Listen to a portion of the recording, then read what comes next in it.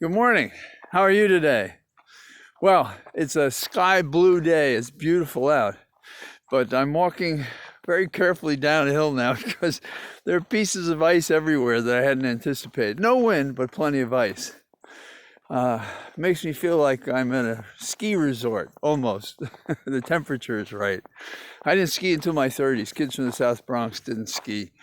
And by that time, luckily, I skied on the West Coast where there are real mountains and champagne powder, and it's like sledding standing up. So I don't think I'll be skiing for a while. Talking about getting over your skis a little bit, we have the Congress fighting a battle.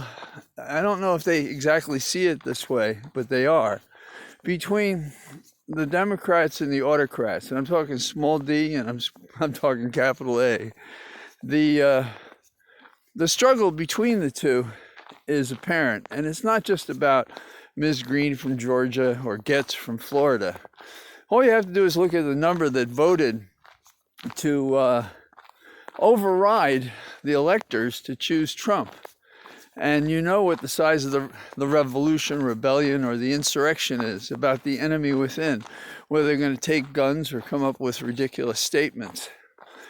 We have had this kind of argument before. The famous conversation between Andrew Jackson and Calhoun at a dinner party, if I remember correctly, was about the presumption that permits for unity. Now, Jackson believed that the Constitution established one united nation, we the people. But Calhoun had this contract theory in which he thought, it's a contract and the states made it and we could withdraw from it or break it up at any point. And that became the difference between the two that led almost directly to the Civil War. And at the heart of it was, even then, it was about slavery. And I don't know if it was as much about race as having free labor. And these strains, ironically, continue in the Republican Party today, though Lincoln, the founder of the Republican Party, was kind of the champion for equal rights and against a house divided and for a united nation like Jackson was. So where are we today? Well, last night, the Republicans held a caucus, as they do, and the argument was, what do we do with Liz Cheney, number 3 in our line of command and the leadership, and Ms. Green, newly elected from Georgia? I think they're two different cases. Cheney survived. She is still popular in her caucus, and there were 10 people in the caucus, all of whom voted for impeachment, for the impeachment resolution. So they may have thought, we can't get rid of her, so we'll pretend to be consistent and we will not discipline her, although they shouldn't, and we won't discipline Green, whom they should. Now, Green last night told the caucus that she was sorry and apologized and everything else. But after that meeting, she had a conversation with Trump. And today she's attacking the,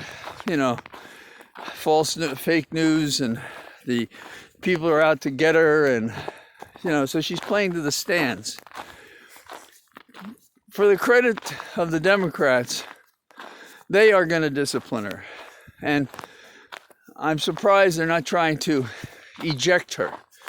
But what they're doing is taking away her committee assignments. And it's about time we showed some oomph when we do something, that we actually punish people for doing things that are terrible. But the overall picture is, we're on notice that the Republican Party is dominated, not exclusively, and especially in the House, in their caucus, by those who are autocrats, who know that they can't win elections unless they can tamp down the vote, unless they can cheat. So they are establishing an identity separate and apart from Trump that is the Trumpian view of the arc toward monarchism rather than toward a democracy. Now, Biden has taken, I don't think he's been concerned much, somewhat of a beating about asking for unity. But unity presumes certain values. And one of those values is our democratic framework and our right to vote, to choose our leaders, our representative government. And these Republicans now don't believe in that.